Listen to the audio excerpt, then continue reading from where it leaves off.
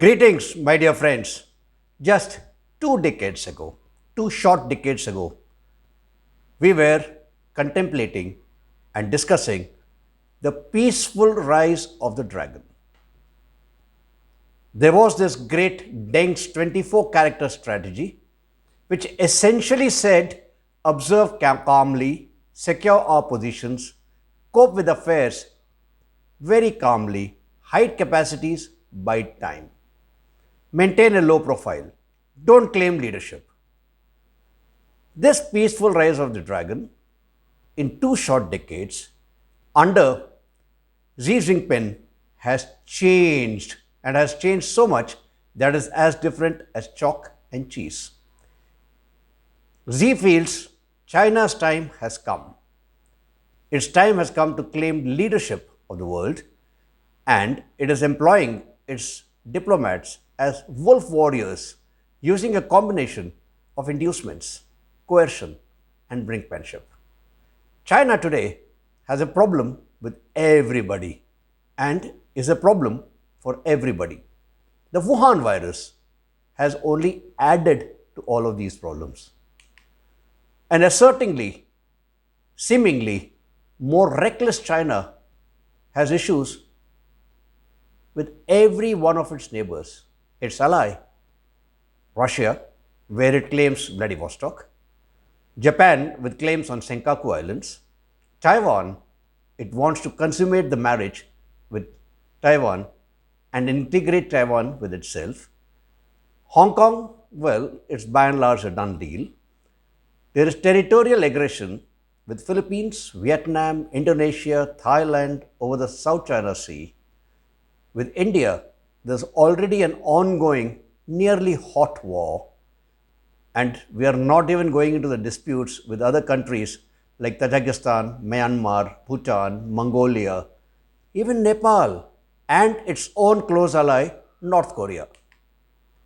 Its playbook remains eeringly similar. Like a magician, it conjures up a claim based on some forgotten corner of history, makes a presence there, withdraws when necessary, and then uses that presence as a precedent to come back and show force. Miraculously, old maps are discovered. Miraculously, they buttress Chinese claims. They sweet talk the country into an economic relationship, saying, let the next generation, which is supposedly the wiser generation, handle contentious issues and let us progress on trade and economy. Suddenly, the other nation is mired in debt. It is very grateful to China for all the help it gets, and it is forced to capitulate. China did that with India.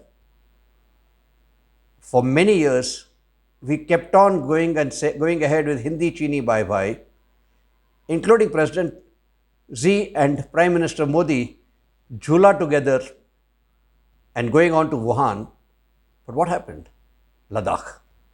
The Ladakh crisis was created by China just to show force to not just India, but the entire ASEAN countries. Hey, you guys, you better quietly fall in line and follow our line, else we are going to do this to you. Sadly for China, and luckily for us, India surprised China. Surprised, not just surprised, but shocked China. And as a result, with its stand in Ladakh and giving it back to China, it has not only brought China to the negotiation table with the bargaining chips in its hand, but has emboldened the ASEAN. Welcome, my dear friends, to ChaxSimplifies, your channel to demystify and simplify complex geopolitical issues. I, Commander Chakrapani, commonly called Chax, am your host. In this episode, we will continue the series on China. This time, we will look at how do we counter China with respect to Quad. Let's take a quick look at the situation obtaining as on date. China is viewed with great suspicion and skepticism. It had lulled the whole world into accepting the peaceful rise of the dragon, while it had the aspirations of the number one status. Don't forget the 24 character theory, which I spoke about just a moments back. It is today perceived as a hegemon with territorial ambitions. Its flagship project, BRI, is viewed with suspicion as a form of neo economic colonization. It has cornered mineral resources in Africa, especially the rare earths and material minerals that would be required for a new age technological giant, China. With oil losing its sheen and oil prices getting to newer lows every now and then, alternative sources of energy are being discovered. Water will become the next important resource. And China effectively controls most of the waters in Asia. Don't forget, Cambodia, Laos, Vietnam are all crying because the Mekong River seems to be drying up. And it's drying up because there are 13, yes, 13 dams on the Mekong River in China. Largely known, accepted as the originator of the Wuhan virus and the global pandemic that has crippled the economy, its own economy seems to be emerging without too many scratches. An international bully which has been using economic, military, technological, and geopolitical muscle to bulldoze everyone, and it makes no bones about it. It is quite brash. It has unashamedly used the Wuhan crisis to its own advantage.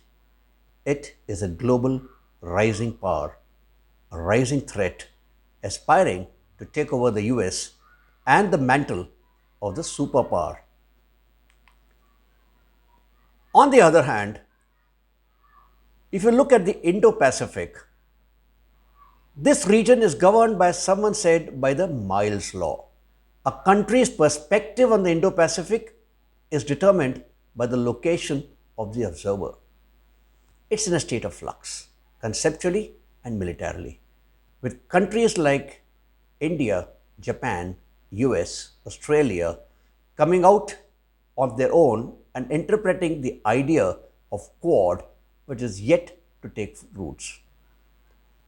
In the year 2017, the US openly mooted free and open Indo Pacific strategy as an ironclad, enduring commitment to the region that spans from Hollywood to Bollywood. Oh, beautiful imagination, right? Beautiful picture gets painted, Hollywood to Bollywood, featuring critical linkages in economics, governance, and security. Prime Minister Modi, in the Shangri-La Dialogues of 2018, said India viewed the region stretching from the shores of Asia to the shores of America as a geographical rather than a geopolitical entity. The Trump administration came up with its key economic pillar of strategy, the Trans-Pacific Partnership, making it some efforts to promote investment in the region. Clearly, a lot of the Indo-Pacific strategy is about pushing back China. The Quad had a very innocuous start. The navies of India, US, Australia, and Japan came together for the rescue and rehabilitation post the tsunami of 2004. This idea was conceived by the then Prime Minister of Japan, Shinzo Abe, in 2007 and called it the Asian Arc of Democracies. This was supported by everyone from Dick Cheney in the US, John Howard in Australia, and Manmohan Singh in India. A small beginning was commenced with joint military exercises of, at that time, unprecedented scale and were named Malabar. This was initially intended for emergency response, search and rescue at sea, safety and security, anti piracy, and economic assistance when faced with natural calamity. Yes, China viewed it as a counter to its own rising power and responded by lodging formal diplomatic protests to all the members of Quad. At that time, Australia, under Prime Minister Kevin Rudd, withdrew from the Quad in 2008 under pressure from China. This withdrawal was strangely announced in China, in Beijing, and it added salt to the injury. Furthermore, Australia decided to deny India with uranium. In the meantime, in 2008, Shinzo Abe was removed as the Prime Minister of Japan, and Manmohan Singh undertook his famous trip to China. Quad died its own death as nobody was willing to offend China. However, let's quickly fast forward to 2017 because this is where China gave Quad the impetus by its belligerence in the South China and East China Seas. The ASEAN summit in 2017, all these four members of Quad rejoined in negotiations to revive the alliance. In November 2017, the officials met to continue security coordination ahead of the ASEAN and East Asia summits. This meeting included discussion of China's increased prominence in the South China Sea. Trump also signaled a revival of interest and in reviving the Quad. Since then, the pace accelerated. Quad met 5 times between 2017 and 2019. On paper, it continued to promote free and open Indo-Pacific and continued to say it is not directed at any one single power. The first indications of a Quad's military or security structure came as a part of the Raisina dialogue in Delhi in 2018, where the naval chiefs of Japan, US, Australia, and India participated.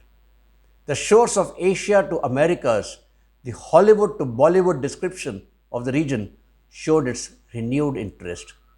In March 2020, Quad met to discuss the COVID-19 or the Wuhan virus pandemic.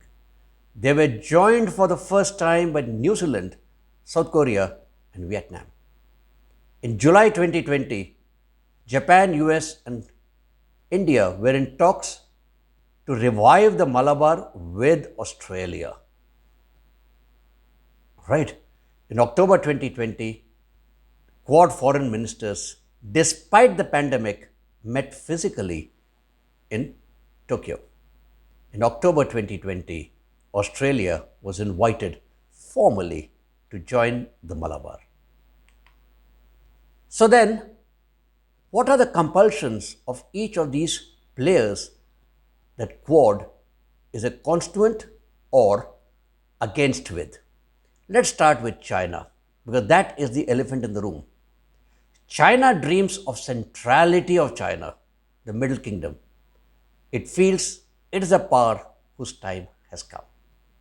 It views the Indo-Pacific concept as a threat to the BRI and something the US is trying to play games in its own backyard. The Quad it views as a direct threat to its supremacy in the South China Sea. Right? It viewed the Wuhan virus as an opportunity to meet its long-term goals, whether it was with assimilation of Hong Kong with itself or integrate Taiwan, if required militarily take over, demonstrate that China is the supremo of Asia by doing what it did in Ladakh, and of course, to showcase to the Chinese people that look, The Chinese model of democracy, the Chinese model of governance is far superior to the Western model. And look at the Western countries, they're all struggling with the virus while we are becoming better. Xi Jinping would obviously like to sign off 2021, the Communist Party Congress, and say, I have met all goals that were laid out for me in the 18th Congress in 2012. China very obviously hopes that the new regimes under Prime Minister Suga in Japan and Joe Biden in the US will move the US away from the confrontation and move more towards conciliation as far as China is concerned. What about the US? The US finds that its numero uno status is threatened for the first time. It decided to pivot to Asia essentially because it realized that the next decade will be the Asian decade, and Europe, in any case, were decaying. Free and open Indo-Pacific and promotion of preparedness, partnerships, and a network region became central to US. It viewed the Chinese moves on Hong Kong, Taiwan, and the South China Sea, including building of the artificial islands, as a threat. It is engaged in trade war with China. This trade war has got expanded into technological war as well as a propaganda war. It feels that with China's lead in artificial intelligence, 5G, and other high-tech areas, it will soon get sidelined. Don't forget, almost 60% of all patents under 5G have been filed by China and Chinese companies. The BRI is showing how the economic colonialism is leading to hegemony as far as the third world countries are concerned, both in Asia and in Africa. Chinese attempts at replacing the dollar with the renminbi in the oil trade are also viewed with great concern. On the other hand, Australia finds that China has penetrated deep into its society. It seems to be interfering with its political leadership.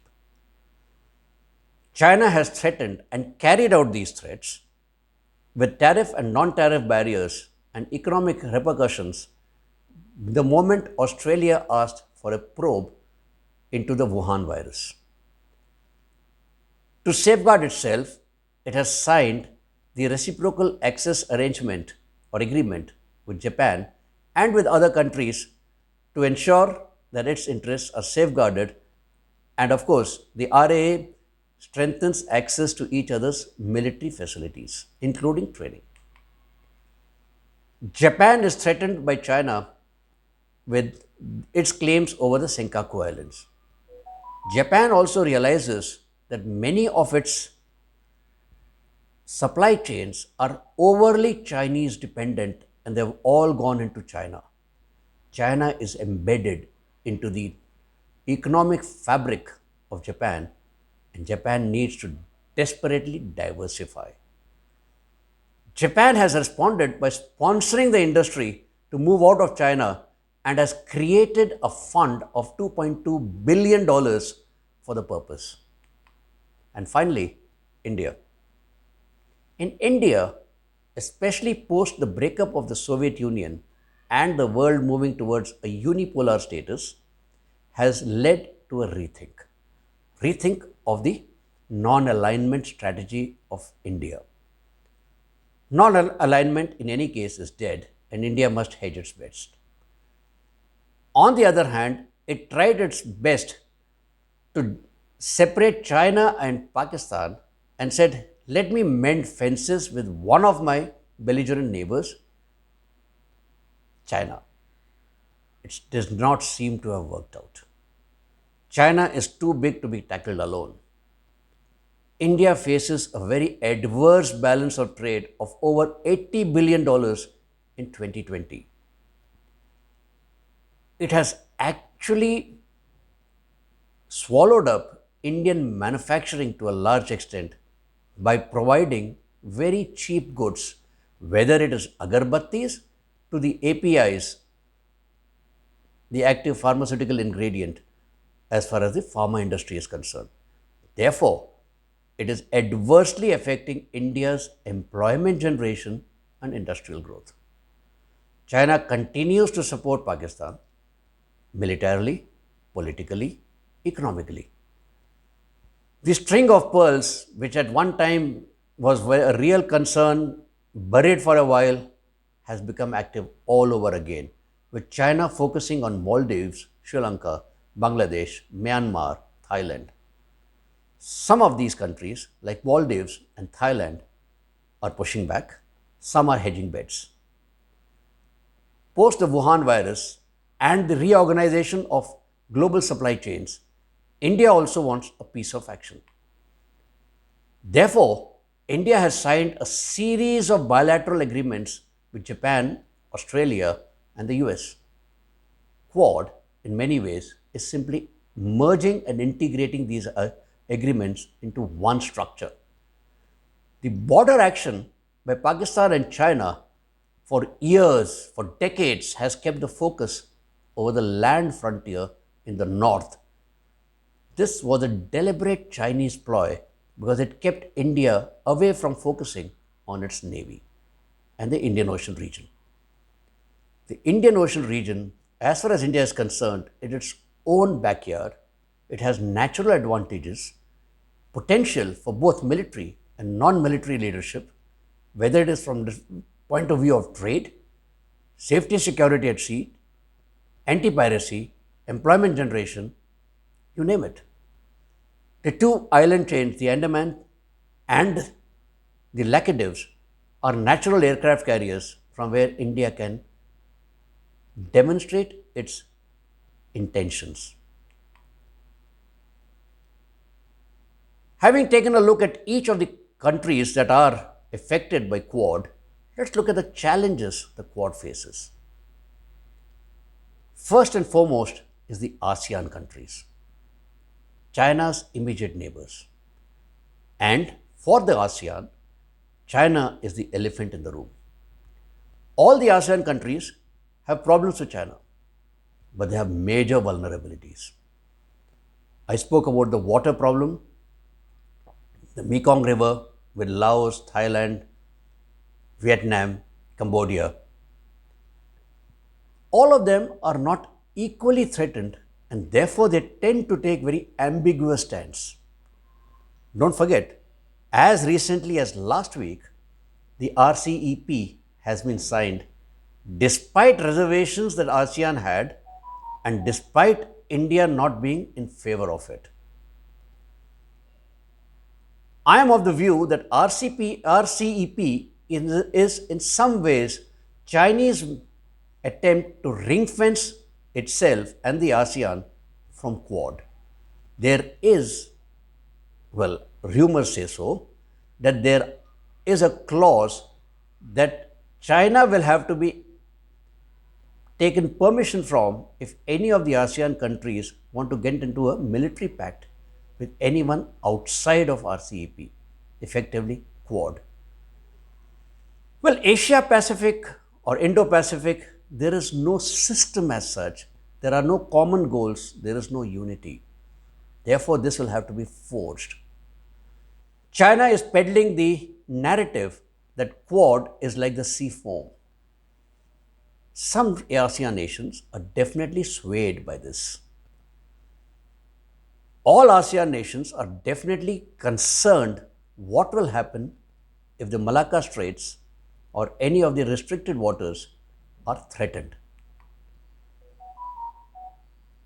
Very obviously, creation of a definitive blueprint for free and open Indo-Pacific with a security-oriented core and an inclusive exoskeleton of development, infrastructure, connectivity, and capacity building will be a challenge. There are people who question, should it be Quad Should the name itself change because Quad means only four? Or should we move to Quad Plus or Quad Plus Plus? Who will join in? Do we use the Monroe Doctrine and encircle China? There are countries knocking on the doors of Quad from France, Germany, and UK. Some of the ASEAN countries are keen on it, but they don't want to become overt on their keenness for fear of offending China. What will be the structure of Quad? Where will it be headquarters? Should it be somewhere in the South China Sea region, or should it be at Campbell Bay or the Andamans? There is a need to factor in the effects of militant Islam. And don't forget, India, Indonesia, Malaysia all have large Muslim populations. The failure of Bretton Woods architecture, the multilateralism of the United Nations, WTO, WHO, is stinging. Therefore, is now getting into, in some form, of forming of groups. So then, what is happening right now? Right now, the phase 2 of the Malabar exercises are on. There are 2 aircraft carriers, USS Nimitz and Vikramaditya. Destroys Chennai, Kolkata, 1 Khanderi class submarine, and a P-8I aircraft from India that is taking part. Very obviously, these are all ships and equipment which are from the US or the Western countries, and therefore can lead to very good data integration and transmission. This will help in battle space management more effectively. In some forms, this is demonstrating the good effects of signing the BECA. The RCEP has happened without the US and India. It creates a very big trading bloc with China and ASEAN. I did speak about the rumor that the clause that requires Chinese permission for any military exercises with Quad in the future is there. We spoke about the RAA agreement between Australia and Japan. The US is planning to set up or constitute a new fleet with Singapore as its headquarters. China, shocked, perturbed by the Indian response at Ladakh, is showing signs of relenting, showing signs only of relenting in the standoff with India at Ladakh. India is holding its own, and therefore I see India as the pivot around which Indo-Pacific will rally against China. So what happens next? Let's face the obvious. China is getting more and more powerful, militarily, economically, technologically. It is more and more ingrained into virtually every ecosystem and supply chain in the world. It makes it that much more difficult to be ignored, sidelined, or quarantined. So, we have no option but to be prepared for a more aggressive China. At the same time, we should be ready to contain China with a pragmatic and practical integrated strategy that encompasses military, economic, political, social, technological, psychological, and media, including the cybersecurity dimensions. Quad is one such step forward. Blocks definitely are getting to be the norm again, especially with the failure of multilateralism. Clearly, 2 blocks seem to be emerging. One led by China with Turkey, Pakistan, Iran, maybe Russia, and some sham democracies or disguised authoritarian dictatorships forming one side. The second bloc led by the US with India, Japan, Australia, and the European Union and the other democracies of Asia Pac. So, in a way, it is the democratic bloc versus the authoritarian bloc. And I see this getting more and more conceptualized in days to come. I definitely see Quad converting itself into something like a NATO of Indo Pacific, and definitely Quad increasing and moving on to Quad Plus or Quad Plus Plus. We continue to live in very interesting times, my dear friends, and as always,